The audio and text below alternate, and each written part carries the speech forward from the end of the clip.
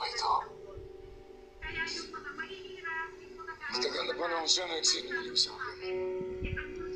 For a long while. Akala ko ako lang natatakot na tinigil.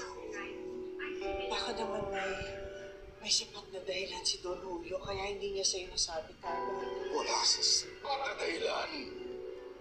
Now that woman thinks that she can just barge in here, makihati sa ipamamanaw kay Tanggol. Hindi mangyayari yun. Pero Ramon, alam ko na alam mo. May karapatan si Olivia bilang anak ni Don Julio. At hindi mo talang bigyan ng pagkakataon. She cannot be trusted. Lalaki siya ng mga gerero. At si Tanggol,